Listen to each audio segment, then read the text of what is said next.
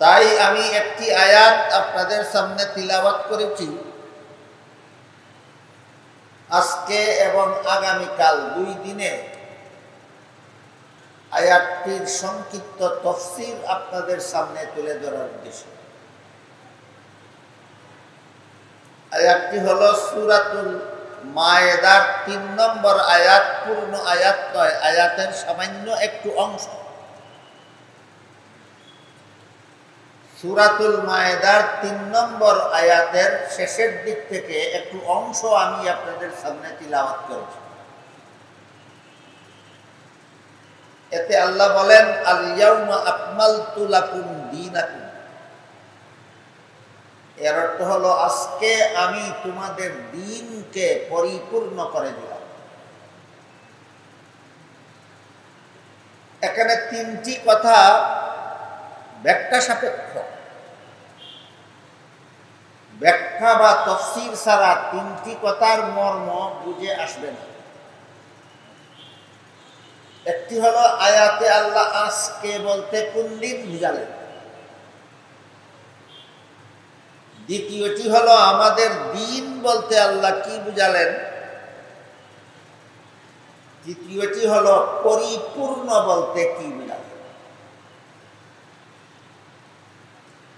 আজকে বলতে কোন দিন, আমাদের দিন বলতে কি বুঝালেন, পরিপূর্ণ বলতে কি বুঝালেন। এই 3টি কথা তাফসীর ছাড়া, ব্যাখ্যা ছাড়া মর্ম বুঝে আসবে।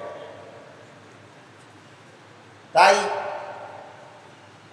আমি আপনাদের দোয়া নিয়ে আল্লাহর উপর ভরসা করে এই 3টি কথার তাফসীর বা ব্যাখ্যা আজকে এবং আগামীকাল আপনাদের সামনে তুলে ধরার চেষ্টা করব। আমা তৌফিকি ইল্লা বিল্লাহ। আয়াতটি আল্লাহ নাযিল করেছিলেন রাসূল করিম সাল্লাল্লাহু আলাইহি ওয়াসাল্লামের ঐতিহাসিক বিদায় হজের ভাষণকে কেন্দ্র করে। ইসলামের ইতিহাসে রাসূলের বিদায় হজের ভাষণ একটা প্রসিদ্ধ ঘটনা। রাসূল দুনিয়ার থেকে বিদায় হওয়ার প্রায় 3 মাস আগে জীবনের শেষ হজ পালন করেছেন। এই হজ পালনের 3 মাস পরে তিনি দুনিয়ার থেকে বিদায় হয়ে গেছিলেন। এজন্য তার এই হজটাকে ইতিহাসের ভাষায় বিদায় হজ বলা হয়। হজের 3টি ফরজের মধ্যে সবচেয়ে বড় ফরজ হল জিলহজ মাসের 9 তারিখে সন্ধ্যা পর্যন্ত আরাফার ময়দানে অবস্থান করা, যাকে হজের পরিভাষায় উকুফে আরাফা বলা হয়। তাই রাসূল তার বিদায় হজের সময় জিলহজ মাসের 9 তারিখ শুক্রবার ছিল, আসরের সময় ছিল, আরাফার ময়দানে অবস্থিত জাবালে রহমত নামক একটি পাহাড়ের পাদদেশে রাসূল তার বাহনের পিঠে আরোহিত অবস্থায় হজে অংশগ্রহণকারী সমবেত লক্ষাধিক সাহাবায়ে কেরামদের উদ্দেশ্য করে একটি মহামূল্যবান ভাষণ দিয়েছিলেন। রাসূলের সেই ভাষণটাকেই ইতিহাসের ভাষায় বিদায় হজের ভাষণ বলা হয়। এই ভাষণের তারিখটা ছিল 10ম হিজরি সনের জিলহজ মাসের 9 তারিখ শুক্রবার। এই তারিখে আল্লাহর রাসূল হজে অংশগ্রহণকারী সাহাবাদের উদ্দেশ্যে যে ভাষণ দিয়েছিলেন, সেই ভাষণকে কেন্দ্র করেই আল্লাহ আয়াতটি নাজিল করেছিলেন। সুতরাং আয়াতে উল্লেখিত আজকে বলতে কোন দিন রাসূলের বিদায় হজের ভাষণে এই যে আজকে কথাটা ব্যাখ্যা সাপেক্ষ ছিল। আজকে বলতে আল্লাহ কোন দিন বুঝালেন, আজকে বলতে বুঝালেন রাসূলের বিদায় হজের ভাষণের দিন। সন তারিখ 10ম হিজরি সন জিলহজ মাস 9 তারিখ শুক্রবার আসরের সময়। গেল একটি কথার ব্যাখ্যা যে আজকে বলতে এই আয়াতে আল্লাহ কোন দিন বুঝালেন? রাসূলের বিদায় হজের ভাষণের দিন বুঝালেন। দ্বিতীয় ব্যাখ্যা সাপেক্ষ কথাটি হলো আল্লাহ এখানে আমাদের দিন বলতে কি বুঝালেন? আল্লাহকে বললেন আজকে আমি তোমাদের দিনকে পরিপূর্ণ করে দিলাম। আমাদের দিন বলতে কি বুঝায়? এই আলোচনাটা একটু কঠিনও, একটু লম্বাও। আমি চেষ্টা করব আপনাদের সহজে বুঝাবার এবং সংক্ষেপে বুঝাবার। তারপরও যেহেতু আলোচনাটা একটু কঠিন এবং একটু দীর্ঘ, তাই আমি অনুরোধ করে বলবো আপনারা সবাই একটু কষ্ট স্বীকার করে মনোযোগের সাথে শোনার বোঝার চেষ্টা করবেন। দিন একটা শব্দ কুরআনের ভাষায় বিভিন্ন আয়াতে আল্লাহ বিভিন্ন অর্থে এই শব্দটা ব্যবহার করেছেন। কোরআনের সবগুলি আয়াতে আল্লাহ দিন শব্দকে একই অর্থে ব্যবহার করেননি। এক এক আয়াতে এক এক অর্থে ব্যবহার করেছেন। এই কারণেই সাধারণ মুসলমান তো সাধারণ মুসলমান, অনেক সময় একজন যেমন তেমন আলেমকেও যদি প্রশ্ন করা হয় তোমার দিন বলতে কি বুঝো, পরিষ্কারভাবে জবাব দেওয়া কঠিন হয়ে যায়। যদি কোরআনের সবগুলি আয়াতে আল্লাহ দিন শব্দকে একই অর্থে ব্যবহার করতেন, তাহলে আমার দিন বলতে কি বুঝি প্রশ্নের জবাবটা খুবই সহজ হতো। কিন্তু যেহেতু কোরআনের সবগুলি আয়াতে আল্লাহ দিন শব্দকে একই অর্থে ব্যবহার করেননি, বিভিন্ন আয়াতে বিভিন্ন অর্থে ব্যবহার করেছেন, তাই আমার দিন বলতে কি বুঝায় এই প্রশ্নের জবাবটা একটু কঠিন। আল্লাহ যে কোরআনের বিভিন্ন আয়াতে দিন শব্দকে বিভিন্ন অর্থে ব্যবহার করেছেন তার কয়েকটি উদাহরণ আমি আপনাদের সামনে তুলে ধরছি। পবিত্র কোরআনের যে আয়াতে আল্লাহ সর্বপ্রথম দিন শব্দটি ব্যবহার করেছেন সেটি হলো সূরাতুল ফাতিহার ৩ নম্বর আয়াত। এখানে আল্লাহ বলেছেন মালিকি ইয়াউমিদ্দিন। এই যে দিন শব্দ, মালিকি ইয়াউমিদ্দিন আয়াতে আল্লাহ দিন শব্দকে কর্মফল অর্থে ব্যবহার করেছেন। সামনের কথাগুলি সহজে বোঝার জন্য আপনারা একটু মেহেরবানি করে আমি যখন বলে যাব মনোযোগের সাথে স্মরণ রাখার চেষ্টা করবেন কোন আয়াতে দিন শব্দকে কোন অর্থে আল্লাহ ব্যবহার করেন। সূরাতুল ফাতিহার ৩ নম্বর আয়াত মালিকি ইয়াউমিদ্দিন, এখানে আল্লাহ দিন শব্দকে কর্মফল অর্থে ব্যবহার করেছেন। তাই আয়াতের শব্দার্থ হলো কর্মফল দান দিবসের মালিক আল্লাহ, মর্মার্থ হলো কিয়ামতের দিনের মালিক। যেহেতু কিয়ামতের দিনে আল্লাহ সারা দুনিয়ার সকল মানুষের সারা জীবনের দিন ফল দেওয়া সূরাতুল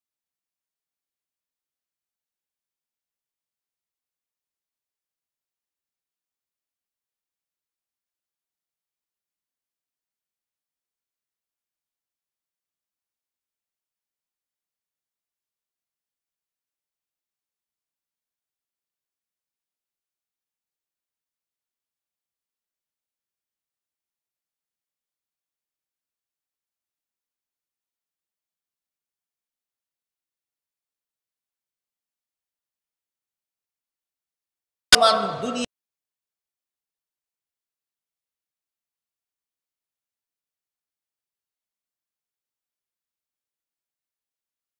প্রশ্ন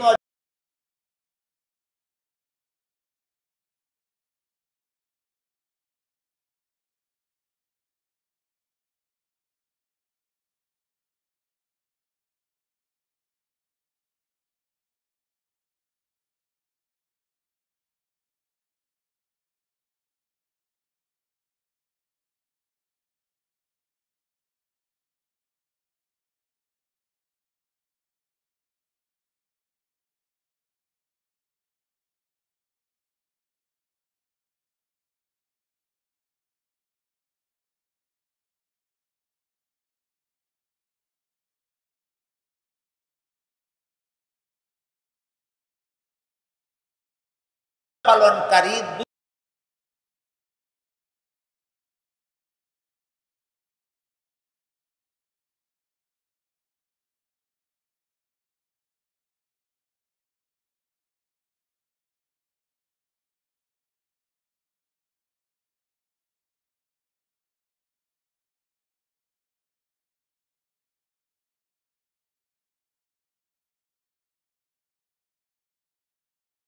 ভাষায় বলেছে ভয় করো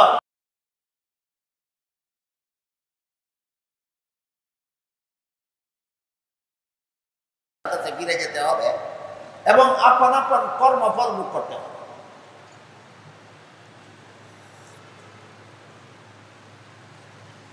দিন শব্দের একটি অর্থ আমরা পেলাম সূরাতুল ফাতিহার ৩ নম্বর আয়াতে, মালিক ইয়াউমিদ্দিন আয়াতে দিন শব্দকে আল্লাহ কর্মফল অর্থে ব্যবহার করেছেন, স্মরণ রাখি। তারপরে দেখুন সূরাতুল বাকারার ২৫৬ নম্বর আয়াতে আল্লাহ বলেছেন লা ইকরাহা ফিদ্দীন। এখানে দিন অর্থ কর্মফল নয়। সূরাতুল বাকারার ২৫৬ নম্বর আয়াতে দিন শব্দকে আল্লাহ কর্মফল অর্থে ব্যবহার করেননি, এখানে দিন শব্দটাকে ধর্ম অর্থে ব্যবহার করেছে।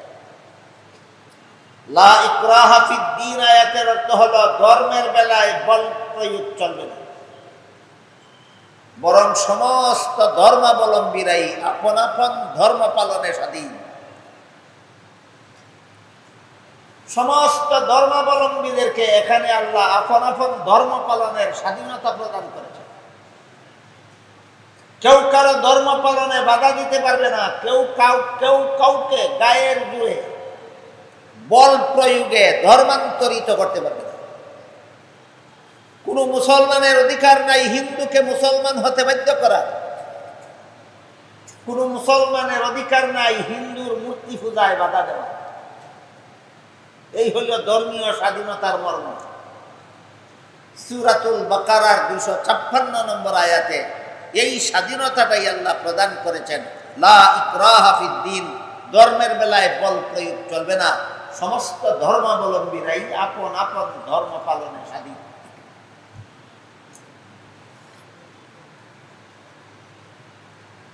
তাই এবার প্রশ্ন জাগে, যেহেতু আল্লাহ সূরাতুল বাকারার ২৫৬ নম্বর আয়াতে সমস্ত ধর্মাবলম্বীদের আপন আপন ধর্ম পালনের স্বাধীনতা দিলেন, তাহলে কি সবগুলি ধর্মই আল্লাহর কাছে গ্রহণযোগ্য?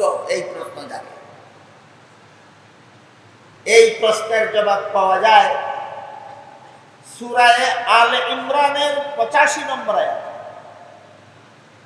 সেখানে আল্লাহ বলেন মান ইয়াবতাগি গায়রাল ইসলামি দীনান ফালাই ইউকবালা মিনহু,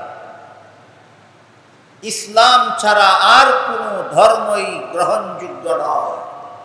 সুস্পষ্ট কথা আল্লাহ সূরা আলে ইমরানের ৮৫ নম্বর আয়াতে পরিষ্কার ভাবে বলে দিয়েছেন, একমাত্র ইসলাম ধর্ম আল্লাহর কাছে গ্রহণযোগ্য, ইসলাম ছাড়া আর কোন ধর্মই আল্লাহর কাছে গ্রহণযোগ্য নয়। কাজেই ইসলামকে শুধু শ্রেষ্ঠ ধর্ম বললেই হবে না, বলতে হবে একমাত্র ইসলাম আল্লাহর কাছে গ্রহণযোগ্য ধর্ম। একমাত্র ইসলাম আল্লাহর কাছে গ্রহণযোগ্য ধর্ম, এই কথাটাকে, কোরআনের এই সুস্পষ্ট ঘোষণাটাকে কৌশলে ধামা চাপা দেওয়ার জন্য একটা কৌশলী কথা উদ্ভাবন করা হয়েছে, সেটা হলো ইসলাম শ্রেষ্ঠ ধর্ম। এর মানে হলো অশ্রেষ্ঠ ধর্ম তো আরো আছে। অসুবিধা কি? এটা হলো একটা ধূম্রজাল সৃষ্টি করার চক্রান্ত। ইসলামকে শুধুমাত্র একটা শ্রেষ্ঠ ধর্ম বলে ঘোষণা করা, যা ধর্মের ব্যাপারে মুসলমানদের অন্তরে ধূম্রজাল সৃষ্টি করার শয়তানি চক্রান্ত। ইসলাম শুধু শ্রেষ্ঠ ধর্ম নয়, ইসলাম আল্লাহর কাছে গ্রহণযোগ্য একমাত্র ধর্ম। এই কথাটাও চিরজীবন সমস্ত মুসলমানের স্মরণ রাখার ব্যাপার, যে ইসলামকে শ্রেষ্ঠ ধর্ম বললেই ইসলাম সম্পর্কে যথার্থ মূল্যায়ন হলো না। ইসলামকে যথাযথ মূল্যায়ন করতে হলে সূরা 85 নম্বর আয়াতের মর্মটা বলতে হবে, একমাত্র ইসলাম ধর্মই আল্লাহর কাছে গ্রহণযোগ্য, ইসলাম ছাড়া আর কোনো ধর্ম আল্লাহর কাছে গ্রহণযোগ্য নয়। আমার কথা বুঝে থাকলে একটু দয়া করে কেউ বলবেন কি ইসলাম শ্রেষ্ঠ ধর্ম বললেই হয় না একমাত্র গ্রহণযোগ্য ধর্ম বলতে হবে? ইসলামকে শ্রেষ্ঠ ধর্ম বললেই ইসলামের যথাযথ মূল্যায়ন হয় না। ইসলামের যথাযথ মূল্যায়ন হলো সূরা আলে ইমরানের 85 নম্বর আয়াতের ঘোষণা, একমাত্র ইসলাম ছাড়া আল্লাহর কাছে গ্রহণযোগ্য আর কোনো ধর্ম নেই। এখন প্রশ্ন নেই, সূরাতুল বাকারার 256 নম্বর আয়াতে আল্লাহ সমস্ত ধর্মাবলম্বীদের আপন আপন ধর্ম পালনের স্বাধীনতা ঘোষণা দিলেন, আর সূরা আলে ইমরানের 85 নম্বর আয়াতে বলে দিলেন আর কোনো ধর্ম গ্রহণযোগ্য নয়। সেখানে বললেন সব ধর্মই পালনের স্বাধীনতা আছে, এখানে বলেন আর কোনো ধর্ম গ্রহণযোগ্য নয়। তাই প্রশ্ন জাগে, গ্রহণযোগ্য না হলে পালন করার স্বাধীনতা দিলেন কেন? আর পালন করার স্বাধীনতাই যদি দিলেন তাহলে গ্রহণযোগ্য হবে না। পরিষ্কার সমাধান হওয়া দরকার। এসব কথার সমাধান যদি সমস্ত মুসলমানের অন্তরে পরিষ্কার থাকে, তাইলে ধর্মের অপব্যাখ্যায় যারা লেজে গোবরে অবস্থার সৃষ্টি করতে চায়, এদের সকল চক্রান্ত ধূলিসাৎ হয়ে যাবে। তাই আপনাদের এই প্রশ্নের সুস্পষ্ট জবাব সমস্ত মুসলমানের অন্তরে থাকা দরকার, যে অন্য কোনো ধর্ম যদি আল্লাহর কাছে গ্রহণযোগ্যই না হয় তাহলে পালন করার স্বাধীনতা দিলেন কেন? আর পালন করার স্বাধীনতাই যদি দিলেন তাহলে গ্রহণযোগ্য হবে না। আমার যতদূর মনে পড়ে, অতীতের কোনো এক বছর এখানকার এই সম্মেলনে আমি এই প্রশ্নের জবাব পরিষ্কারভাবে আপনাদের সামনে দিয়েছি, উল্লেখ করেছি। যারা সেদিন ছিলেন না অথবা ছিলেন কিন্তু মনে নাই জবাবটা কি, তাদের জন্য আজকে আবারও একটি উদাহরণের মাধ্যমে প্রশ্নের জবাবটা আপনাদের সামনে তুলে ধরতে চাই।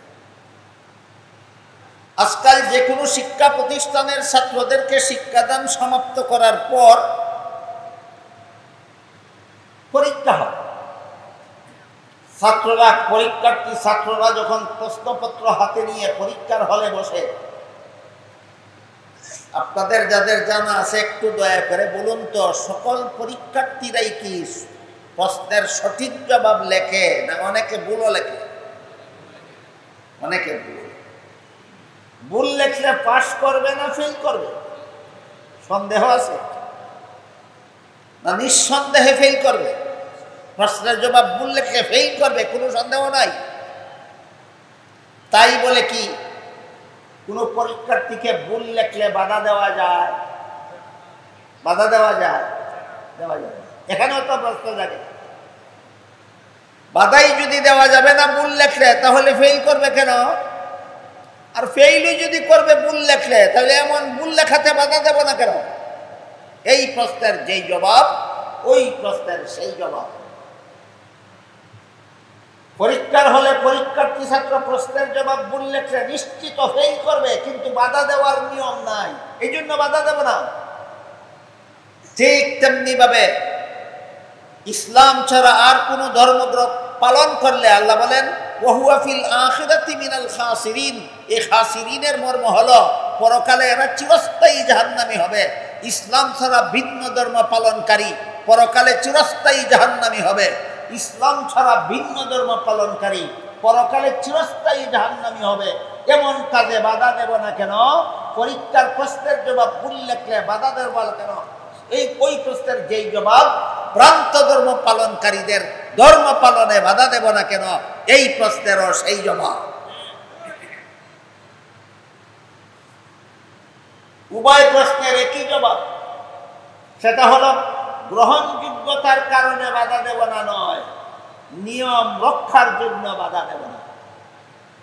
কথা বুঝে থাকলে একটু দয়া করে বলবেন, পরীক্ষার্থী ছাত্র প্রশ্নের জবাব ভুল লেখলে বাধা দেব না কেন? ভুল লেখাই গ্রহণযোগ্য এজন্য না নিয়ম রক্ষার জন্য? ঠিক তেমনি ভাবে ইসলাম ছাড়া অন্য ধর্মাবলম্বীদের ধর্ম পালনে বাধা দেব না কেন? গ্রহণযোগ্য হওয়ার কারণে না নিয়ম রক্ষার জন্য?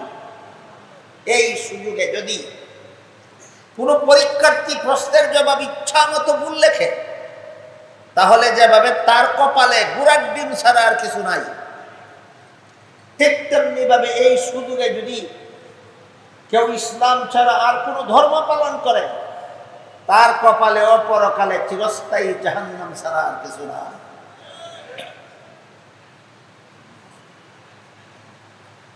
কাজেই আল্লাহ পাক রব্বুল আলামিন ইসলাম ছাড়া অন্যান্য ধর্ম পালনকারীদের ধর্মীয় অনুষ্ঠানে মুসলমানদের অংশগ্রহণ করার নির্দেশ দিলেন না আনন্দ প্রকাশের নির্দেশ দিলেন, না শুভেচ্ছা জানাবার নির্দেশ দিলেন, না শুধুমাত্র তাদের ধর্মীয় স্বাধীনতা দিলেন? শুধুমাত্র হিন্দুদের জন্য মূর্তি পূজা করার স্বাধীনতা দিলেন। এই মূর্তি পূজায় অংশগ্রহণ করার অনুমতি কোনো মুসলমানকে দেননি। এই মূর্তি পূজায় আনন্দ প্রকাশ করার অধিকার কোনো মুসলমানকে দেননি। এই মূর্তি পূজায় শুভেচ্ছা জানাবার অধিকার কোনো মুসলমানকে আল্লাহ দেননি। এই মূর্তির পূজার অনুষ্ঠানে গিয়ে দুর্গা মূর্তির ছবি ছাপা ইউনিফর্ম মুসলমানের গায়ে পরে শুভেচ্ছা জ্ঞাপন করা, এর মানে হলো তার ধর্মকে সমর্থন করা। আল্লাহ যাদের ধর্মে অনাস্থা দিলেন, তাদের ধর্মে যারা শুভেচ্ছা দেয়, শুভেচ্ছা আর অনাস্থা একই কথা। যারা বুঝেন কি আমার কথা?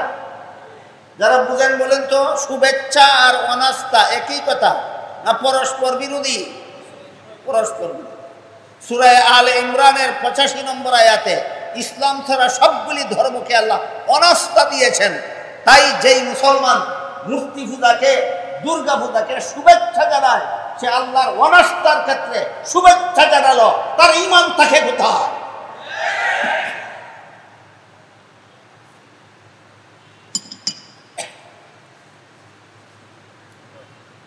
আমরা যেন জগা খিচুড়ি না পাকাই। আল্লাহ তাদের ধর্মীয় অনুষ্ঠানে আমাদের অংশগ্রহণের অনুমতি দিয়েছেন না তাদেরকে তাদের ধর্ম পালনের অনুমতি দিয়েছেন? তাদেরকে তাদের ধর্ম পালনের অনুমতি দিয়েছেন, আমাদেরকে তাদের ধর্মীয় অনুষ্ঠানে অংশগ্রহণ করার অনুমতি আল্লাহ দেননি। এইভাবে উভয় সত্য ধর্ম এবং ভ্রান্ত ধর্মের মধ্যে একটা জগা খিচুড়ি পাকাবার চক্রান্ত স্বরূপ একটা কথা বেশ কয়েক বছর যাবৎ আমাদের দেশে বলা হচ্ছে। সেটা বলে কি, ধর্ম যার যার উৎসব সবার। ধর্ম যার যার উৎসব সবার কথাটা বলে থাকে। আমি কয়েকজন মুসলমানকে জিজ্ঞেস করেছি, তুমি মুসলমান, তুমি দুর্গা পূজার অনুষ্ঠানে গেলে কেন? তুমি দুর্গা পূজার মিষ্টি খাইলে কেন? তুমি দুর্গা পূজায় শুভেচ্ছা জানালে কেন? আমাকে জবাব দেয়, ধর্ম যার যার উৎসব সবার। আমি জিজ্ঞেস করি, ধর্ম যার যার উৎসব যদি সবার হয়, তাহলে ঈদুল আজহা কোন ধর্মের উৎসব?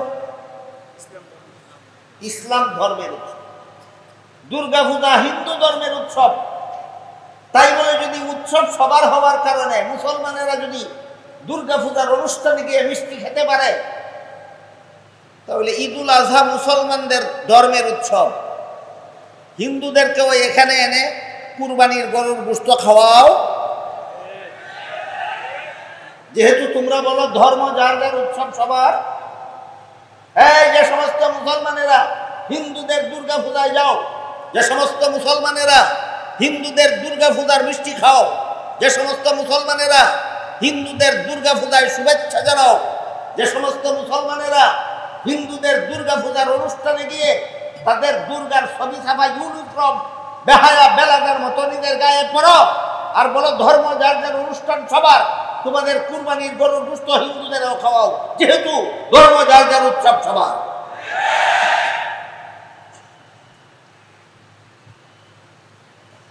কেউ যদি বলে ব্যবসা যার যার মুনাফা সবার, মানবে না তারা।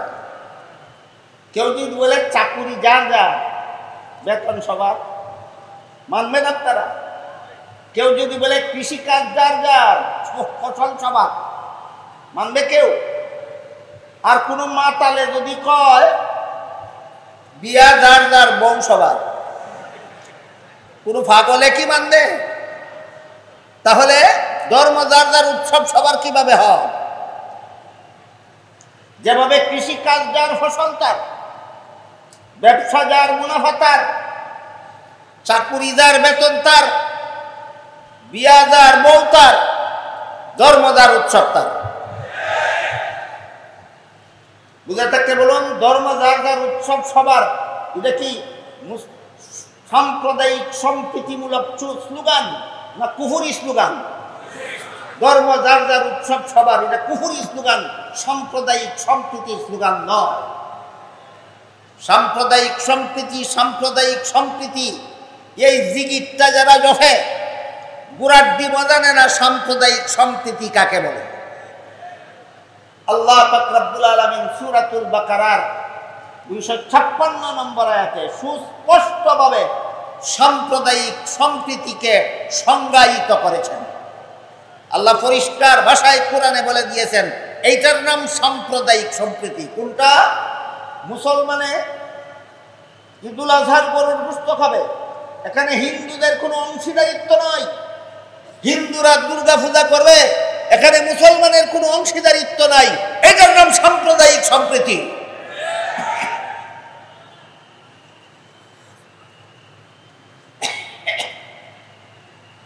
সাম্প্রতিককালে এটা নিয়ে চরমভাবে বাড়াবাড়ি চলেছে। কোন সরকারি কর্মকর্তা যদি হিন্দুদের পূজার অনুষ্ঠানে যায় শুধু দেখার জন্য যে তারা স্বাধীনভাবে তাদের ধর্মটা পালন করতেছে না বাধাপ্রাপ্ত হচ্ছে, এটা তদন্ত করার জন্য কোন সরকারি কর্মকর্তা হিন্দুদের পূজা মণ্ডপে যেতে পারে। এটা কোরআনের ঘোষিত সাম্প্রদায়িক সম্প্রীতির আওতায় পড়ে। কিন্তু গিয়া দুর্গা পূজার ছবি ছাপা ইউনিফর্ম হায়ার মধ্যে থাকলে কোনো মুসলমান তার গায়ে পড়তে পারে না।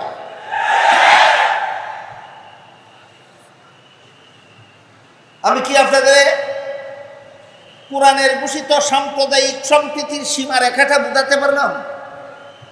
সাম্প্রদায়িক সম্প্রীতির সীমারেখা হলো হিন্দুরা ও মুসলমানের কুরবানির গরুর গোশত খাবে আর মুসলমানেও হিন্দুদের দুর্গা পূজার মিষ্টি খাবে। যে সাম্প্রদায়িক সম্প্রীতি না কুফরি ব্যাখ্যা? যে সাম্প্রদায়িক সম্প্রীতি নয়, যে সাম্প্রদায়িক সম্প্রীতির কুফরি ব্যাখ্যা। সাম্প্রদায়িক সম্প্রীতির গোশত খাওয়াতে তাদের বাধা দেওয়ার অধিকার নাই, তারাও দুর্গা পূজার মিষ্টি খাইতে তোমাদের বাধা দেওয়ার অধিকার নাই। এর নাম হলো সাম্প্রদায়িক সম্প্রীতি। এবার সামনের দিকে যাই। সূরাতুল বাকারার সূরাতুল ফাতিহার 3 নম্বর আয়াতে মালিকি ইয়াউমিদ্দিন আয়াতে আল্লাহ দিন শব্দকে কর্মফল অর্থে ব্যবহার করেছে। সূরাতুল বাকারার 256 নম্বর আয়াতে লা ইকরাহা ফিদ্দিন আয়াতে আল্লাহ দিন শব্দকে ধর্ম অর্থে ব্যবহার করেছেন। আরো কয়েকটা বলবো। আরেক আয়াতে আল্লাহ দিন শব্দকে কোন অর্থে ব্যবহার করেছেন, আরেক আয়াতে আল্লাহ দিন শব্দকে কোন অর্থে ব্যবহার করেছেন আমি পর্যায়ক্রমে বলবো, আজকে বেশি লম্বা করবো না, বাকিটা আগামীকাল ইনশাআল্লাহ। কিন্তু যে দুইটা বলেছি সেই দুইটা আপনার মনে রাখতে হবে, পরবর্তীগুলি শুনতে শুনতে আগেরগুলি ভুলে গেলে হবে। এই জন্য আবার স্মরণ করিয়ে দিচ্ছি, মালিকি ইয়াউমিদ্দিন আয়াতে দিন অর্থ কর্মফল, লা ইকরাহা ফিদ্দিন আয়াতে দিন অর্থ ধর্ম। স্মরণ রাখতে পারবেন? বলুন তো, মালিকি ইয়াউমিদ্দিন আয়াতে দিন অর্থ কি, আর লা ইকরাহা ফিদ্দিন আয়াতে দিন অর্থ কি? ধর্ম। সূরা শুরা এর 13 নম্বর আয়াতে আল্লাহ বলেন আকিমুদ্দিন। এই যে আবার দিন শব্দ, আকিমুদ্দিন। এখানে দিন শব্দের অর্থ কর্মফল নয়, এখানে দিন শব্দের অর্থ ধর্ম নয়। এখানে দিন শব্দটাকে আল্লাহ ইসলামের সহি আকীদা অর্থ বুঝাবার জন্য ব্যবহার করেছেন। আকিমুদ্দিন আয়াতের অর্থ হলো তোমরা ইসলামের সহি আকীদায় অটল থাকো। সহি আকীদা এটা আরবি ভাষা, যদি কারো বুঝতে অসুবিধা হয় আমি বাংলাটা বলি, মনে হয় বাংলাটাও খুব সহজে বুঝবেন না। সহি আকীদার বাংলা হলো বিশুদ্ধ মতবাদ। আকিমুদ্দিনের অর্থ হলো তোমরা ইসলামের বিশুদ্ধ মতবাদে অটল থাকো, ইসলামের বিশুদ্ধ মতবাদে অটল থাকো, ইসলামের সহি আকীদায় অটল থাকো। বুঝে থাকলে বলুন তো, সূরা শুরার 13 নম্বর আয়াতে যে আল্লাহ বলেছেন আকিমুদ্দিন, এখানে দিন শব্দের অর্থ ইসলামের বিশুদ্ধ মতবাদ, ইসলামের সহি আকীদা। কেন আল্লাহ এটা বললেন? কারণ মুসলমানের সমাজে অনেক ভ্রান্তপন্থী লোক থাকে, এরাও নিজেদেরকে নিজেরা মুসলমান বলে পরিচয় দেয়, এরাও নিজেদের ধর্ম ইসলাম বলে দাবি করে, কিন্তু আসলে এদের মতবাদ ইসলামী মতবাদ নয়, ইসলামের নামে ভ্রান্ত মতবাদ। যারা ইসলামের নামে ভ্রান্ত মতবাদ পোষণ করে তাকে আল্লাহ সূরা শুরার 13 নম্বর আয়াতে দিক নির্দেশনা দিয়ে বলেন আকিমুদ্দিন, ইসলামের নামে ভ্রান্ত মতবাদ পোষণ করবা না, সাবধান, ইসলামের বিশুদ্ধ মতবাদে অটল থাকো। ইসলামের নামে ভ্রান্ত মতবাদের দুই একটা উদাহরণ আমি আপনাদের সামনে তুলে ধরতে চাই, যেন এই ব্যাপারে আপনাদের সকলের ধারণাটা সুস্পষ্ট হয়ে যেতে পারে।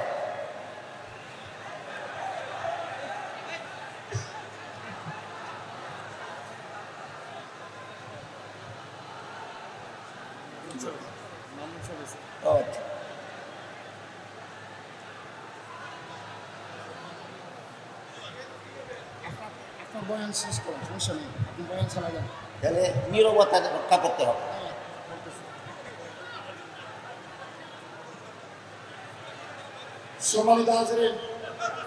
আমাদের প্রতিভা ইসলাম সাহেবের বক্তব্য শেষ না হওয়া পর্যন্ত কেউ স্লোগান দেবেন না। আল্লাহ ওয়াস্তাদকে বলছি, এরপর আপনারা স্লোগান দেবেন। হুজুরের আলোচনা শেষ করবে, এরপর আপনারা আধা ঘন্টা স্লোগান দেবেন। এখন কোনো স্লোগান দিবেন না, আপনারা সবাই সুশৃঙ্খলভাবে বসে পড়বেন। আমি আগেই বলেছি আজকেই আমার আলোচনা শেষ হবে না, ইনশাআল্লাহ আমার অসমাপ্ত আলোচনা আগামীকাল সমাপ্ত করার চেষ্টা করব। তাই আর যদি ধৈর্য ধরে 5-7 মিনিট আপনারা শুনেন, 5-7 মিনিটে ইসলামের নামে ভ্রান্ত মতবাদের একটি উদাহরণ আপনাদের সামনে তুলে ধরার চেষ্টা করব। নীরবতার সাথে শুনবেন তো?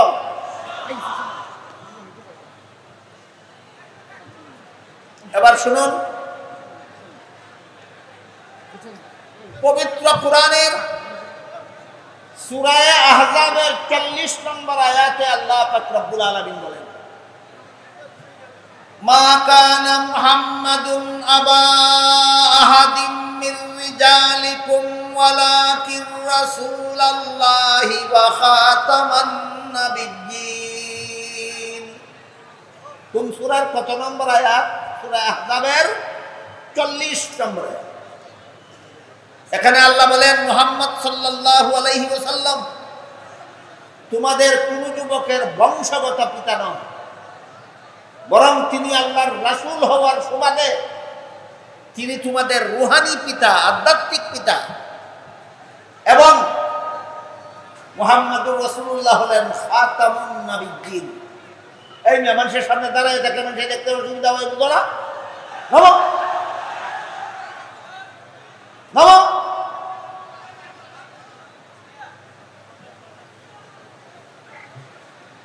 সূরা আহজাবের 40 নম্বর আয়াতে আল্লাহ আমাদের নবীকে খাতামুন নবিয়্যিন উপাধি দিয়েছেন, এটা মনে রাখুন।